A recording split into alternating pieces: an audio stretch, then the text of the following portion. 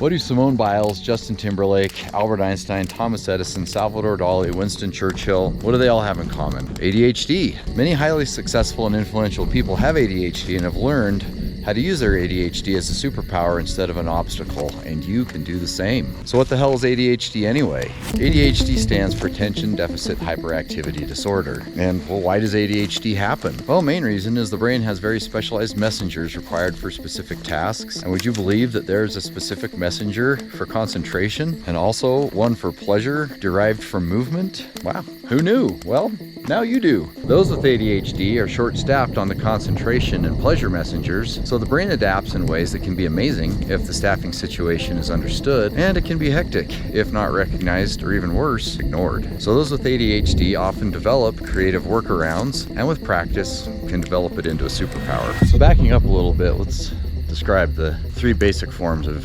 ADHD.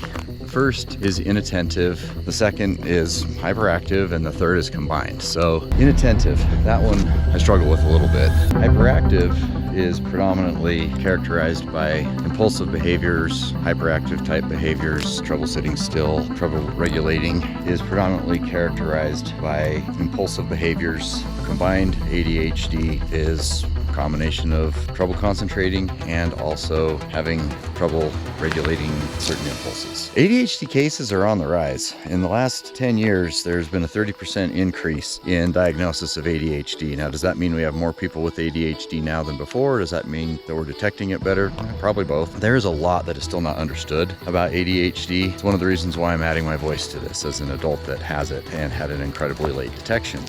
So the research shows that as many as 10% of American children have ADHD, and about half of them, in quotes, grow out of it. The other half don't. And in my case, I didn't even know I had it. I got an incredibly late detection at age 49. Man, it has made my life make so much more sense now. And now I can turn this from being something that seemed like a liability into something that is an absolute superpower. Over the years, there's been a lot of focus on the harmful symptoms of ADHD, mostly because it is still really not well understood. I'm adding my voice as one who's had it my entire life and didn't know it until I got a very incredibly late detection, and now I'm in a space where I embrace this creative brain, treat it like a gift instead of something that is an obstacle. I mean, ask Simone Biles and Albert Einstein, for instance. And although there's a lot less research on ADHD superpowers than there is on the negative symptoms that seem to get all the press, most ADHD people do report that they feel more energetic, they're more creative, they're more courageous, and resilient than people without ADHD. So if you or a loved one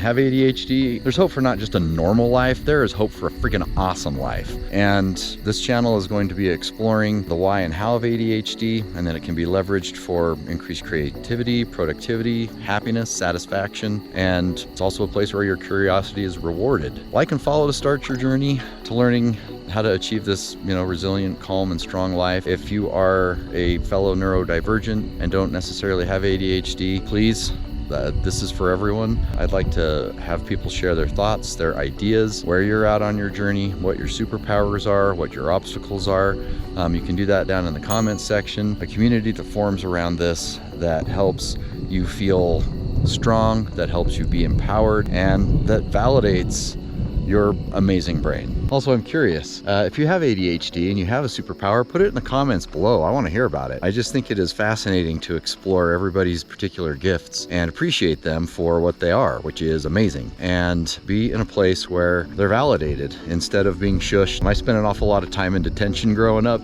grounded, and at this point, now that I understand why, it's all worth it, because I would so much rather have this kind of creative brain that seems to give me a whole lot more satisfaction and broad spectrum enjoyment out of life. Please hit like and subscribe, and I look forward to many more conversations like this.